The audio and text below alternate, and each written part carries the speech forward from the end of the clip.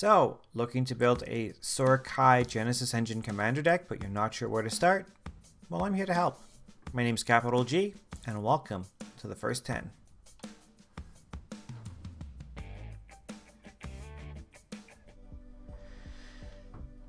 Shorikai Genesis Engine, blue, white, and 2 for a vehicle 8/8 that can be your commander. Has a cool activated ability that makes it very popular. 1 tap, draw 2 cards and discard a card for 1 mana, which is amazing value. We also get to create a 1/1 colorless pilot creature token. These pilots can crew vehicles as though its power were 2 greater, which is important because if we ever want to swing with Shorikai, it's a crew cost of 8, so we have to tap 8 power worth of creatures. So thanks to these pilots, we can tap 3 of these dinky little 1/1s instead. There's other ways to turn Shorikai into a creature, of course. And the decks I've seen so far are more sort of combo control value, like keep wiping the board and find your infinite combo and go off with it. I personally want to try to swing with Shorikai. So let us see how we're going to do that. Let us look at our first 10 cards for this deck. These cards, of course, will help us hone in the strategy and highlight some of the cool synergies available to us.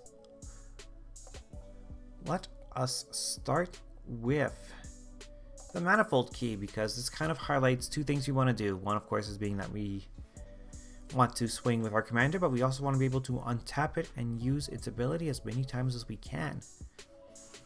So there are lots of great artifacts that can do this. In this case, for Manifold Key, it's 1 to cast. 1 tap, untap another target artifact. So untap our Shorikai, use it again to draw through more cards. Amazing. But 3 tap, target creature cannot be blocked this turn. So Manifold Key can be used in both ways on our commander in order to progress our game plan through cards in hand or through dealing damage and pressuring our opponent's life totals. I mean, Shorikai's only got 8 power. That means it's only in the 3 hit club. Sorry, it's going to take 3 hits per opponent, and we don't have time for that anymore in this format. How about 1 hit? Grafted Exoskeleton will bring him up to 10/10 with Infect.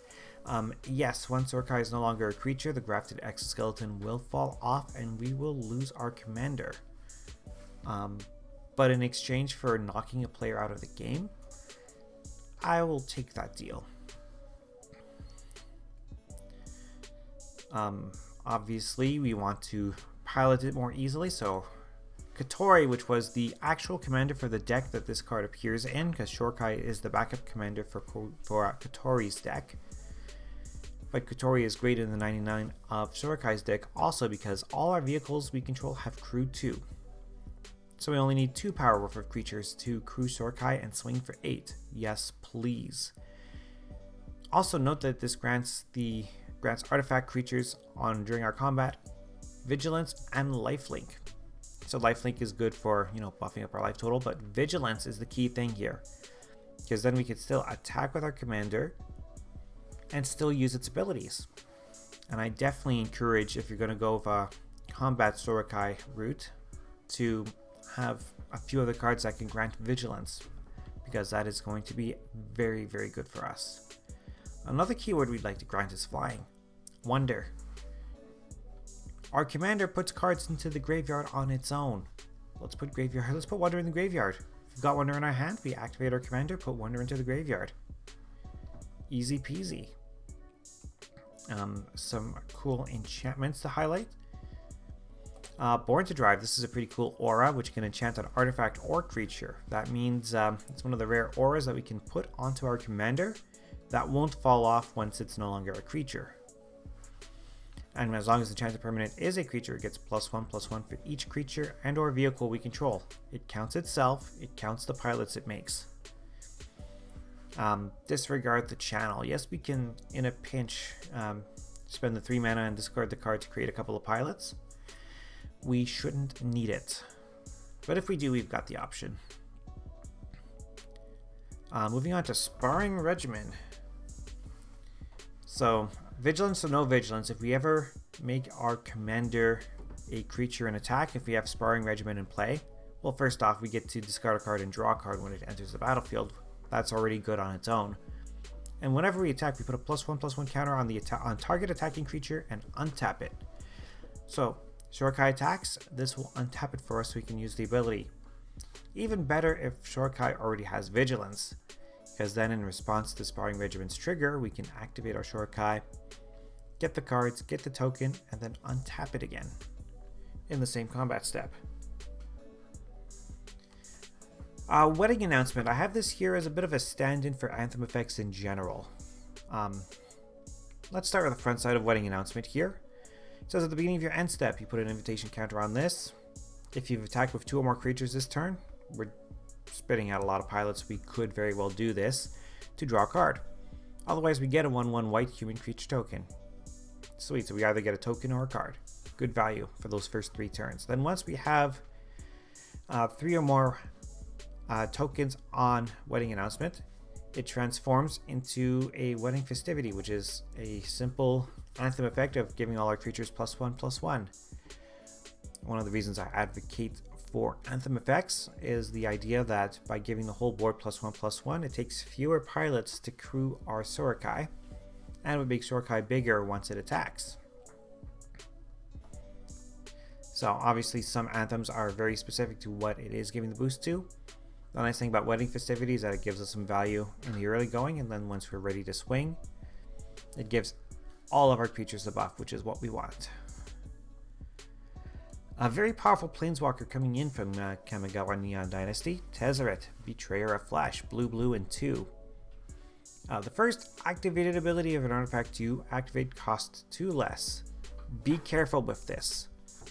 You want to make sure that you activate Shorikai first. You don't want to, tap a mana rock by accident, because if you tap a mana rock, well, you've activated an ability, so you end up missing out on the cost reduction. So be careful when you tap your other artifacts.